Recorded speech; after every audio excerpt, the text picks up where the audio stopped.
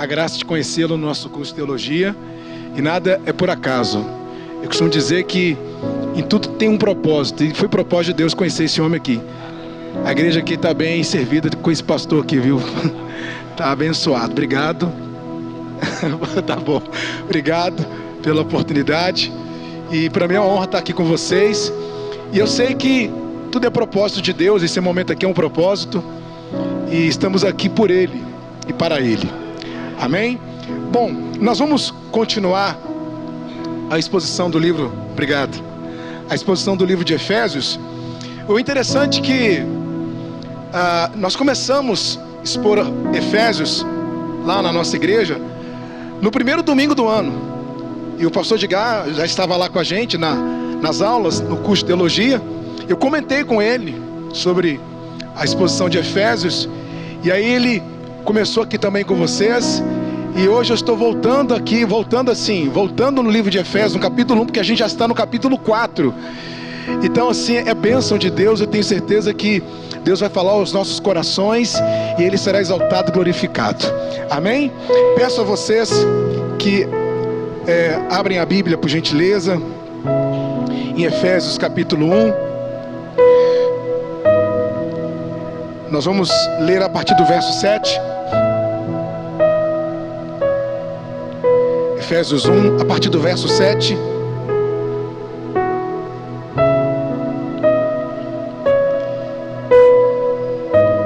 Vamos orar, gente? Vamos orar? Fechem os seus olhos. Senhor Deus e Pai, obrigado por mais um dia, mais uma noite. Obrigado por esse momento. Obrigado a Deus por Tua graça e Tua misericórdia. Senhor, que através da Tua palavra, corações sejam quebrantados, renovados, que haja salvação, ó Pai, edificação à igreja. Queremos ouvir a Tua voz, Senhor. Fale no mais íntimo do nosso coração, em nome de Jesus, amém. Bom, gente, a introdução desse livro, eu vi a pregação do pastor Edgar na quarta, deu uma introdução excelente para a igreja. O apóstolo Paulo, ele escreveu essa carta quando ele estava preso. Foram 4 cartas: Filemão, Filipenses, Colossenses e o livro de Efésios, a carta à igreja de Éfeso. E o objetivo dessa carta foi promover a edificação da igreja, foi promover a espiritualidade da igreja. E o interessante é que do versículo 7 ao versículo 12, Paulo fala sobre o autor da redenção. Quem é o autor da nossa redenção? Quem é o autor? O Senhor Jesus Cristo. Redenção significa resgate. E do verso 7 ao verso 12 ele fala sobre essa redenção. Tudo converge em Cristo, tudo aponta para Cristo. De Gênesis a Apocalipse é apontado Cristo. Nós estamos aqui por Ele e para Ele, para a honra e glória dEle. Tudo foi por intermédio dEle.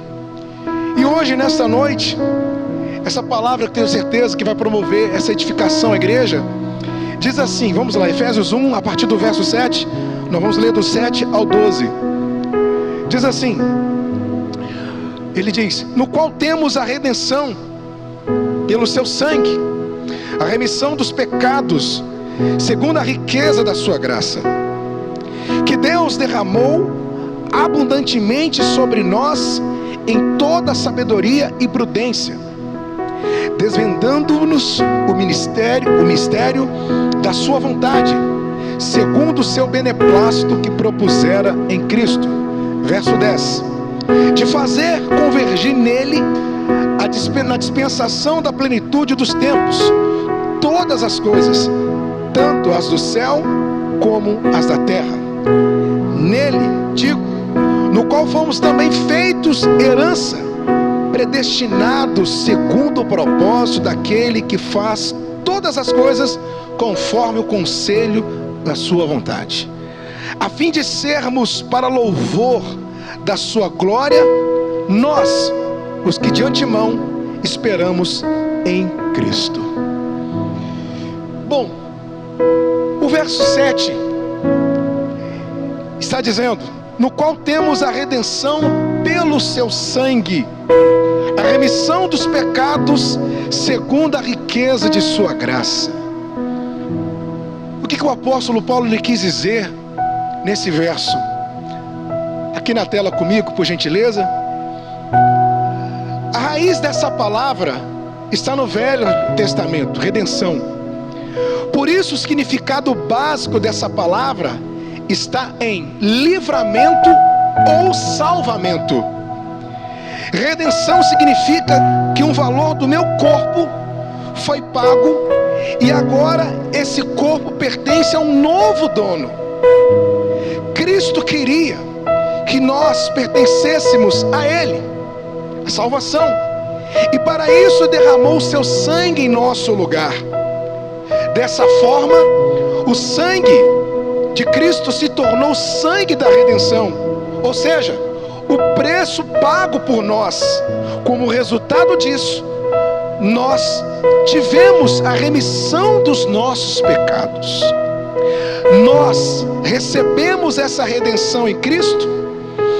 A morte de Cristo na cruz foi em nosso lugar, carregando em si um pecado que não era seu, mas nosso. Então o que aconteceu? Qual foi o plano de Deus desde a eternidade? Salvar a humanidade através do seu Filho. Por isso que o apóstolo Paulo ele menciona a redenção, que significa resgate. Cristo morreu em nosso lugar, assumiu a culpa que era nossa. A dívida era nossa, e Ele pagou essa dívida. Ele pagou o preço. Ele nos resgatou através de seu sangue. Um exemplo que eu gosto de citar quando falo sobre resgate, pagar o preço, mais ou menos assim: você chega para um amigo e fala para ele: olha, você pode ir ao restaurante e comer o que você quiser, porque a conta já está paga, o preço já foi pago, você pode ficar à vontade. Foi o que Cristo fez por nós. Ele pagou o preço que era nosso, e pagou com a vida. O plano dele, o plano de Deus sempre foi esse: salvar a humanidade. O amor de Deus não foi em palavras, mas foi na prática, em atitude, colocando o seu Filho na cruz. Então, se hoje somos salvos pela graça, foi por Cristo, por intermédio dele. Nós não merecíamos essa salvação. Quem merece ser salvo? Ninguém merece ser salvo. O céu não é lugar de quem não pecou. O céu é lugar de quem se arrependeu. O inferno não é lugar de quem pecou. O inferno é lugar de quem não se arrependeu. Então ninguém merece ir para o céu. O interessante é que tem uma história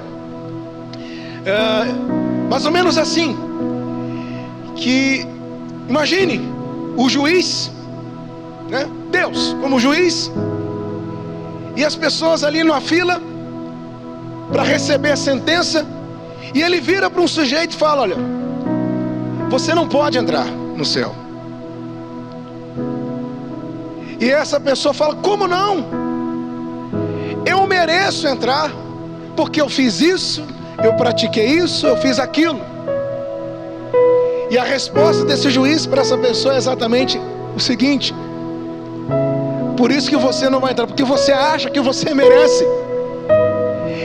O que nós merecemos, o que a humanidade merecia?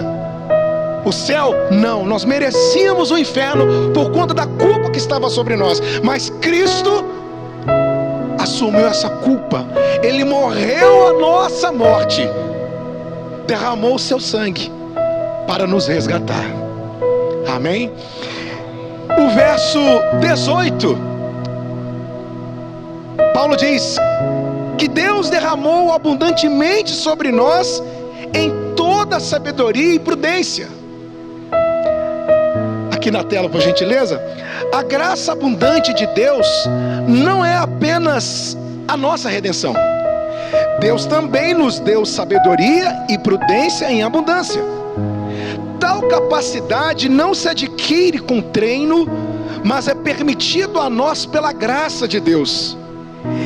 E ela vai se tornando nossa através de nossas reflexões e orações a Deus. Então olha que extraordinário isso. Não apenas a redenção, mas a sabedoria e prudência foi derramada em nós. Quando nós oramos, quando refletimos sobre nossas atitudes, sobre nossas escolhas, Deus nos concede pela graça a sabedoria e prudência para entendermos sua vontade, para entendermos o seu querer.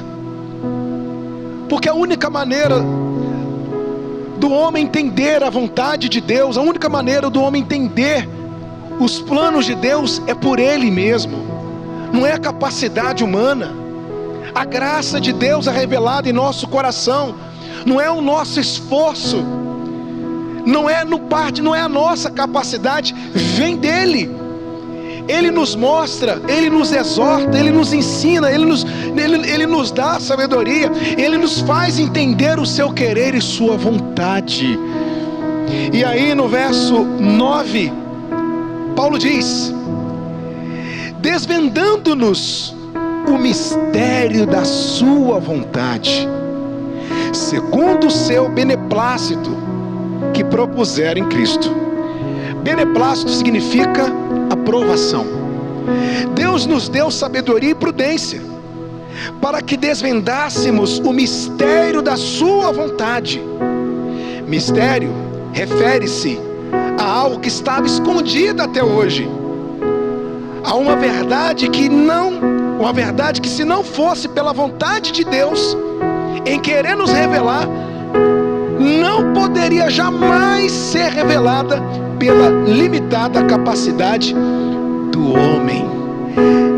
Deus já havia planejado que a redenção seria um momento dentro da história do homem, como também já havia planejado que a vontade de Deus quanto à redenção seria conhecida por nós através da revelação. E para que todo o seu plano se realizasse ao seu tempo, Deus dirigiu e interveio na história do homem. Agora que esse tempo chegou, Deus permitiu que tomássemos conhecimento de sua vontade. Isso é glorioso, gente. Deus revela sua vontade. O mistério é algo que estava oculto até aquele momento. A graça de Deus estava oculta para nós. Eu falo para vocês porque eu conheço a graça de Deus não tem muito tempo. Há 20 anos eu sou pastor, e há poucos anos eu prego o verdadeiro evangelho. Uma pessoa me perguntou: pastor Joel, me responde uma coisa, por que levou tanto tempo para você acordar para o verdadeiro evangelho? Por que levou tanto tempo para você entender o verdadeiro evangelho, entender a graça de Deus? Eu virei para essa pessoa e falei: se pergunta para Deus. O tempo é dele, ele que revela. Paulo se converteu, não sei se estiver errado, pastor Edgar, me ajuda aí, aos 28 anos de idade, mais ou menos isso. Enquanto Paulo não havia se convertido, enquanto Paulo não conhecia Jesus, o que Paulo fazia? Perseguia os cristãos até a morte. E quando Deus o escolheu, é instrumento, ele é meu escolhido. Por que Deus escolheu Paulo com 28, 29, 27 anos? Não sei, mas é ele, a vontade é dele. Às vezes nós oramos para os nossos familiares, pedimos para Jesus ser revelado ao coração deles, queremos que eles sejam salvos, mas a gente sabe que tudo é no tempo de Deus e na vontade de Deus. Não depende de nós. A graça é revelada. Nós estamos pregando, nós pregamos o evangelho, mas quem revela é Cristo. Quem fala é Cristo. Nós somos apenas instrumento. Quem convence a pessoa do pecado, quem sabe o que se passa naquele coração é o Espírito Santo. No ano passado nós fizemos um culto numa empresa de um senhor lá de Betim, e numa conversa com ele, Toda sexta eles chamam um pastor para pregar. Eu fui nessa sexta, e o pastor que foi antes de mim perguntou para ele assim: Nath, deixa eu te perguntar, dos seus funcionários aqui, quantos são convertidos, Nath? Ele virou para esse pastor: pastor, pergunta para o Espírito Santo, porque é ele que converte, é ele quem... Eu não sei quem é convertido e quem não é, é ele quem sabe. Então, ou seja, a pregação vem, tem que ser falado, o evangelho tem que ser anunciado, mas aqui é a revelação dele, só vem dele. Amém? E aí, continuando no verso 10, diz assim: de fazer convergir nele, na dispensação da plenitude dos tempos, todas as coisas, tanto as do céu como as da terra. O que isso quer dizer? A vontade de Deus é a de convergir todas as coisas em Cristo. Agora, precisamos entender qual o sentido da palavra convergir. Em grego, essa palavra tem o sentido de resumir ou de organizar a partir de um ponto inicial. Assim, convergir em Cristo significa ter Cristo como ponto inicial para restaurar a ordem da criação, que foi desfeita pelo pecado do homem. Estar em Cristo é o mesmo que dizer que somos congregados de uma igreja na terra.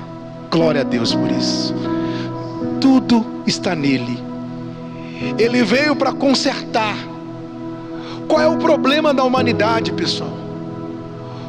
Qual é o problema nesse mundo? Qual é o problema da humanidade? O pecado. E Deus, para consertar esse problema, entregou o seu Filho. O pecado da humanidade já foi resolvido. O problema da humanidade já foi resolvido. A dívida já foi paga. Voltando naquele exemplo do amigo do restaurante, um amigo chega para o outro e fala: você pode ir comer porque já está pago. Foi o que aconteceu com a gente. Quando Cristo foi revelado ao nosso coração, foi anunciado para nós que o nosso pecado, a nossa dívida estava paga. E nós aceitamos isso. Nós assumimos isso para a nossa vida. Então Deus, para consertar o problema da humanidade, deu o seu Filho. Tudo se converge nele. Nele, nele, nele. Amém, pessoal? E podemos dizer que nós estamos congregados a essa igreja espiritual. O interessante é que hoje eu estou aqui com vocês, amanhã eu posso estar em outra igreja. Igrejas são várias, mas existe uma só, a igreja de Cristo, a igreja espiritual. Todos nós, os que estão nele, são membros desse corpo, dessa igreja. A igreja é uma só, instituições são várias, mas uma só. E essa igreja tem um dono, que é Cristo, que é o cabeça. Nós somos membros, nós somos corpo. O interessante é que nessa carta, a igreja em Éfeso, Paulo ele compara a igreja com o corpo, que eu acho maravilha essa comparação de Paulo, e mostrando as funções que tem o corpo. A mão tem uma função, o pé também tem uma função. Eu pergunto para vocês: a mão ou o pé, quem é mais importante? Quem é mais importante? A sua resposta é o seguinte: os dois são importantes, está vendo? Porque os dois cooperam para o corpo. Então nós somos membros desse corpo. Eu posso pertencer a uma outra instituição, mas eu sou membro como você, nós estamos no mesmo corpo. Nós somos irmãos em Cristo. E nós cooperamos para o corpo. A mão coopera para o corpo e o pé também. Eu já vi gente sem braço, sem perna, sem a parte de baixo, Mas eu nunca vi um corpo sem cabeça. Você já viu? Não existe. O que isso quer dizer? Que pode faltar o braço, pode faltar a perna, mas não pode faltar a cabeça. E Cristo é o cabeça. Cristo é o cabeça. E nós estamos nele. Fomos convergidos a ele. Estamos nele, plantados nele. Amém? E aí no verso 11 diz: nele, digo, no qual fomos também feitos herança, predestinados segundo o propósito daquele que faz todas as coisas, conforme o conselho de sua vontade. A explicação diz a seguinte: ninguém pode se opor aos planos de Deus, e eles certamente se realizarão. A nós cabe perceber e aceitar essa verdade. Por isso, em nossas orações, não devemos procurar mudar os planos de Deus, mas sim conhecer a sua vontade. Isso, se dá uma pausa aqui, eu ia continuar lendo, mas só para...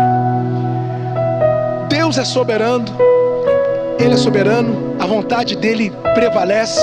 Eu vi aqui o pastor Valdir falando na hora falando sobre a oração, que tudo debaixo da ordem de Deus. Nós oramos, nós pedimos, mas temos a plena consciência de que a vontade é de quem? Dele, a vontade é dele. Ontem eu escrevi para as pessoas na igreja, no grupo que nós temos, que Deus permite certas coisas para dizer para a gente: não é o seu propósito, é o meu propósito. Certas coisas acontecem com a gente que a gente não entende agora. Às vezes a gente fica, pois por que Deus? Por que? Ele é soberano, Ele já decretou todas as coisas. Todas as coisas. Nós não mudamos os planos de Deus.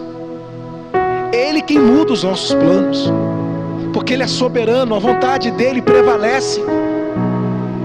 Quando fala orar em nome de Jesus, muitas pessoas acreditam, levam apenas para o lado do nome poderoso de Jesus. Mas entenda, orar em nome de Jesus é você dizer: Deus, o que eu estou pedindo aqui, se não estiver no seu nome, eu sei que não vai acontecer. Deus, eu estou orando aqui em nome de Jesus, porque se estiver de acordo com a sua vontade, de acordo com o seu querer, isso que eu estou pedindo vai acontecer. Mas se não estiver, Deus, mesmo sendo uma coisa boa, às vezes a pessoa não entende. A pessoa às vezes está orando, pastor, pedindo algo bom para Deus, mesmo que seja algo bom, mas se não é a vontade dEle, não cabe a nós respeitar, porque Ele é soberano. Ele que decreta, Ele que decretou todas as coisas. Amém. Nada está acima dEle. Nada. Ele é Deus. Ele sabe o que faz. Lá em Romanos diz que a vontade dEle é boa, perfeita e agradável. Às vezes a pessoa fala assim: mas se eu tivesse a cabeça, se eu tivesse como voltar aos meus 20 anos, aos meus 23, com a cabeça que eu tenho hoje. Não fale isso, sabe por quê? Porque tudo cooperou para alguma coisa na sua vida. Tudo que eu passei, você vê, se não tivesse acontecido, eu não estaria aqui. Então às vezes a gente descarta certas coisas ruins, mas em tudo tem um aprendizado, em tudo tem um propósito, gente.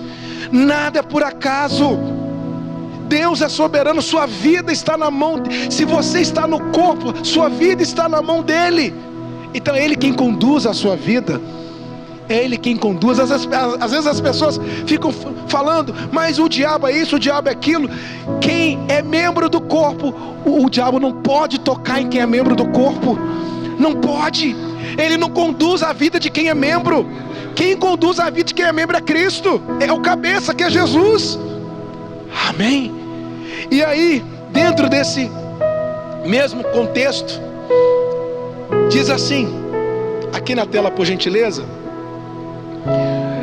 predestinado segundo o propósito daquele. O que isso quer dizer? Toda todas as decisões já foram tomadas segundo o poder soberano de Deus. Mesmo que eu decida não seguir a vontade de Deus, todos os seus planos se concretizarão. Ou seja, eu não quero, mas se Ele quer, pronto. Se a decisão dele, pronto. A gente sabe que os que estão nele, os que estão salvos, não foram os salvos que o escolheu. Não. Foi Ele quem escolheu. Isso foi revelado ao nosso coração. O que diz a palavra de Deus? Que Jesus disse: ninguém vem a mim se o Pai não trouxer. E ninguém vai ao Pai se não for por mim. Então, foi o Pai que decidiu nos levar ao Filho. Eu escolhi seguir Jesus, ô pastor Joel. Você assumiu isso, mas a escolha não foi sua, porque a Bíblia diz, a palavra de Deus diz, em Efésios mesmo, que nós fomos escolhidos antes do ventre materno. A escolha foi dele. E hoje você diz: mas eu escolhi esse caminho. Não, você assumiu esse caminho. Voltando um pouquinho lá atrás, lembra do mistério? Estava oculto para nós e foi revelado. Esse plano foi revelado ao seu coração quando você tinha 20, 30, 15, 19 anos. Só que esse plano revelado no seu coração já tinha sido decretado desde a eternidade. Quando eu entendi isso para mim foi libertador, gente. Eu achava antigamente, não vou me estender muito aqui, mas eu achava que nós éramos salvos pelas obras. Eu pensava assim. Eu pensava o seguinte: só vai entrar no céu quem merece. Eu achava que eu tinha escolhido Jesus. Não foi eu que escolhi Ele, Ele que me escolheu. O autor dessa carta, Paulo não escolheu Jesus, foi Jesus que escolheu Paulo. A caminho de Damasco, Jesus aparece para Paulo. Só foi revelado, só foi mostrado ao nosso coração o que Ele tinha feito por nós. E aí, continuando, diz assim: nele, o fato de termos sido revestidos da escolha de Deus se dá pelo fato de estarmos em Cristo. Deus não nos escolheu diretamente, Deus escolheu a Cristo. E quando Cristo foi escolhido por Deus, todos aqueles que estavam nele também foram escolhidos. Glória a Deus. Estávamos em Cristo e Cristo foi escolhido, então fomos também escolhidos. Que interessante, né? Nós não estávamos no jardim do Éden e recebemos a culpa também. Tem gente que até fala: eu não estava lá, o problema foi de Adão e Eva, mas todos nós pecamos por conta dos dois. Mas também nós não estávamos no Calvário e recebemos a graça de Deus. Olha como Deus é maravilhoso, gente. E aí, continuando, diz assim: no qual fomos também feitos herança. Torna-se herança, significa dizer que foi dado um objetivo de vida para os santos. Ou seja, Deus já nos disse como deve ser o nosso viver. Então, qual o nosso objetivo de vida? A resposta está no versículo 12.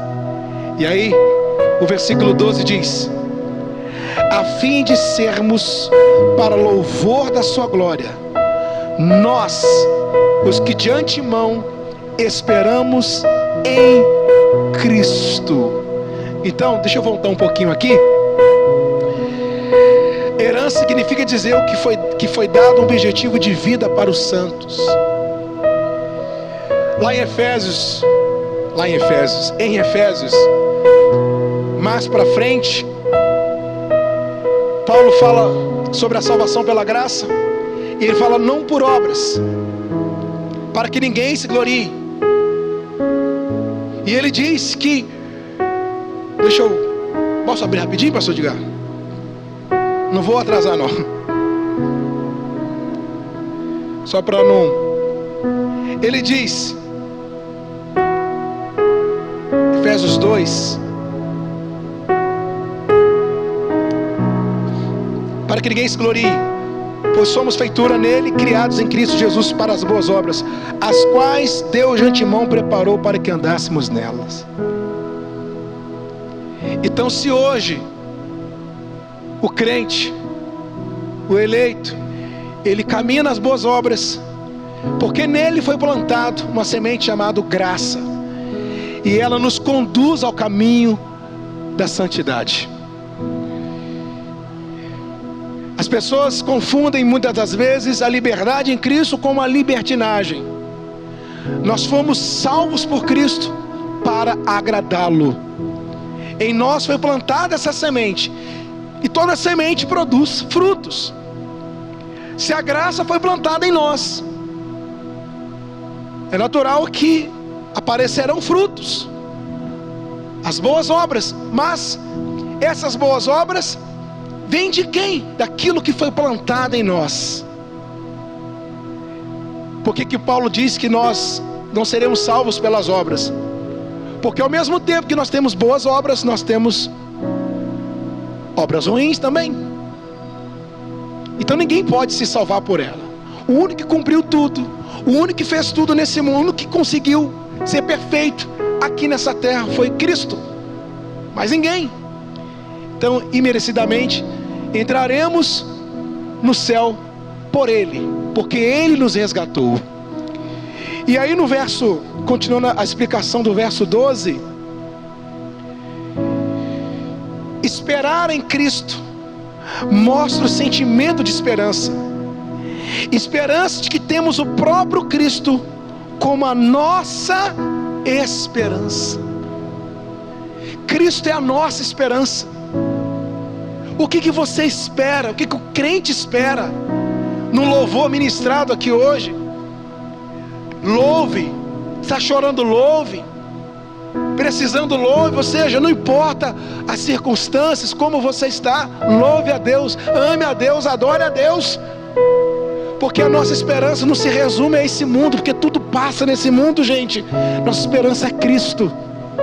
A igreja aguarda Cristo.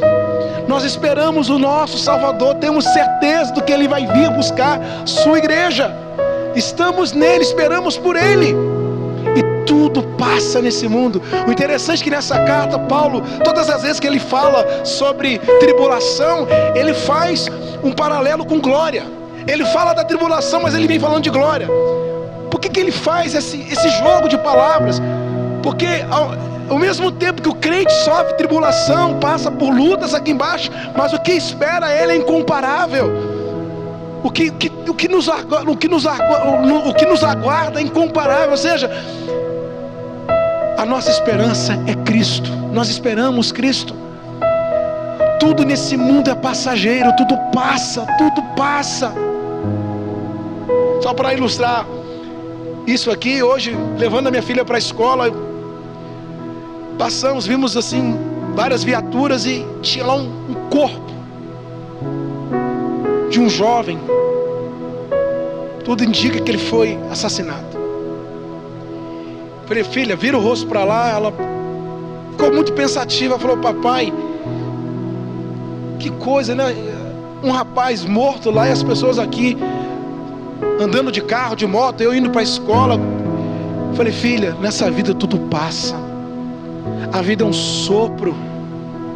A vida é um sopro. Aí eu falei para ela, por isso que nós temos que estar em Jesus. Que nós não sabemos o dia de amanhã. Às vezes choramos por um problema, mas daqui a pouco esse problema, o que vai acontecer com ele? Vai passar. O que nós aguardamos é Cristo. A nossa esperança está em Cristo. E para finalizar essa palavra, a fim de sermos para louvor da sua glória, esse é o objetivo da nossa vida. Louvar a Deus em nosso viver é algo mais que óbvio para qualquer cristão. Qual é o nosso objetivo nesse mundo? Viver para a glória de Jesus, viver para o louvor dele. Só estamos aqui para louvá-lo, para adorá-lo. O nosso propósito, o seu propósito aqui, você pode ser médico, você pode ser pintor, você pode ser advogado, você pode ser quem for. O seu propósito de vida é glorificar Jesus. Esse é o nosso propósito de vida. Seja do diácono, do presbítero, do pastor, qual é o propósito de vida dele? Glorificar a Jesus, viver em louvor para ele. E para concluir esse sermão de hoje, diz: em Cristo recebemos o objetivo de nosso viver. Isso já foi planejado por Deus segundo os seus planos.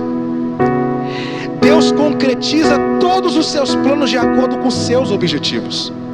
E o objetivo de nossas vidas é o de viver de forma a louvar a sua glória. E para isso, nós já temos Jesus Cristo como esperança de nossas vidas. Glória a Deus. O plano foi feito, o plano foi executado, o Pai elaborou o plano, o Filho executou o plano e o Espírito Santo aplica esse plano em nosso coração. E cabe a nós hoje vivemos em louvor de sua glória, para a sua glória, adorá-lo. Porque o objetivo de Deus foi salvar a humanidade através do Filho. E qual é o nosso objetivo? Adorá-lo, louvá-lo. Isso foi revelado em nosso coração. Olha que coisa gloriosa. Deus nos inseriu no plano dele. Quem éramos para entrar nesse plano? O que nós demos para Deus para fazer parte desse plano? Nós não demos nada. Ele deu tudo. Só recebemos. Por isso que foi pela graça, recebemos. O preço não foi de graça, Ele deu a vida dele por nós. Mas o que nós demos? Só recebemos. Só foi revelado em nosso coração. Então cabe a nós, seja chorando ou sorrindo, tropeçando, em meio às lutas, em meio às fraquezas, porque o crente tem os seus momentos, ele tem as suas fraquezas, ele tem a natureza pecaminosa, mas até nas fraquezas, o que está escrito? Que o poder dele se aperfeiçoa. Ou seja, sempre, sempre a glória é para Deus. Amém? Vamos orar? Fique em pé por gentileza. Senhor, obrigado a Deus por mais